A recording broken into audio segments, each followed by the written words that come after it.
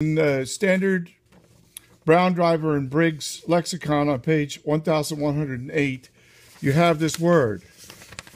Here it is.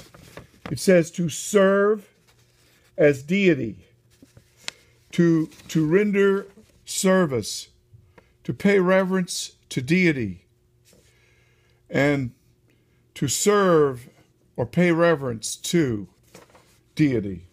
Now notice, Shadrach, Meshach, and Abednego refused to pay Lamed Het, the Geter, the gods, the Yiddish word Gimel, Ayin, Tet, Ayin, Resh, of Nebuchadnezzar.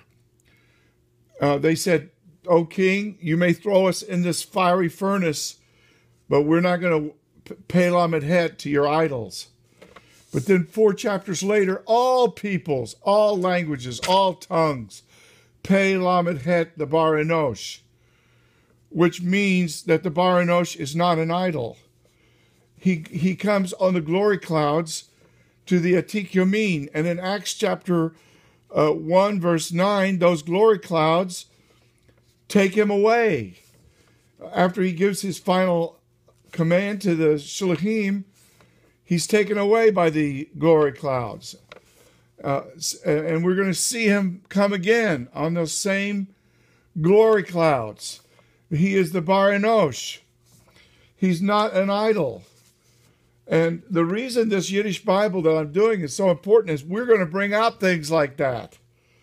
We're going to show Moshiach, God willing, in every verse of the, because whenever these important words are used and they have a messianic referent, there's going to be a note. And the ancient rabbis agreed, many of them agreed that this was talking about Moshiach. Daniel chapter 7, verses 13 and 14. And so what I'm saying to you, friend, is Moshiach is not an idol. We're talking about the Elohut of Moshiach. We're talking about how he's not just an ordinary guy.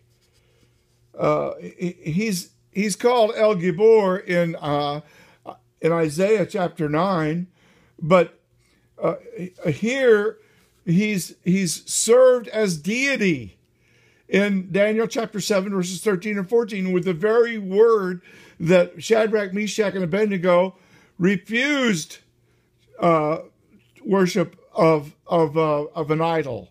They refused to serve Nebuchadnezzar's idols, his gods, and the same word is used there.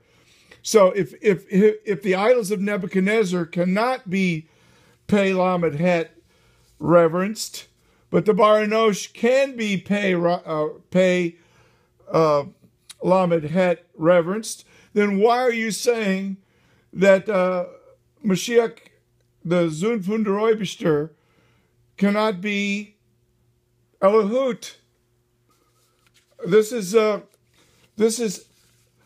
you're actually arguing with the Bible. You're saying that you know more than Daniel. And friend, from the Dead Sea Scrolls, we know that Daniel is not something written during the Maccabean period.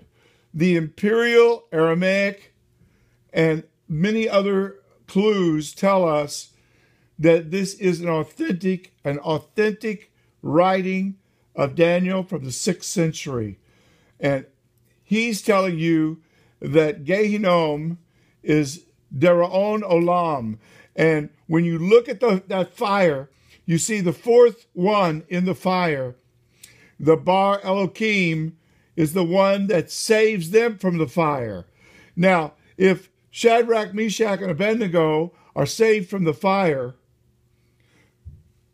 then if you want to be saved from the fire, you better respect the word pei Lamed Het, which is found in chapter 3, verse 12, verse 14, verse 17, etc.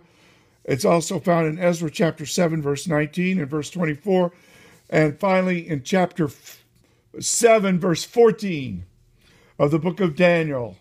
Lord, I want to pray right now that everyone watching this video will tremble at the word pei Lamed Het, because it truly tells us who we're dealing with.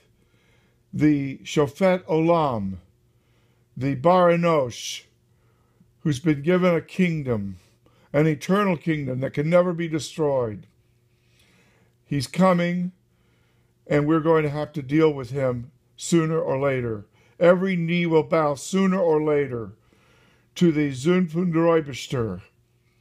And all peoples, languages, tongues, they will all pay Lamed Het, pay reverence to as deity, the Bar Enosh, when he comes on the glory clouds. Daniel chapter 7, verses 13 and 14.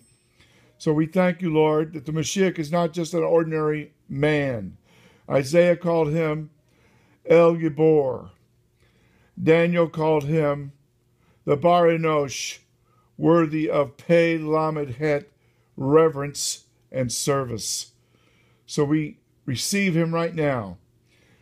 Moshiach, come into my life, take control of my life, and I will follow you and respect your true Zun von der Oibishter reality and the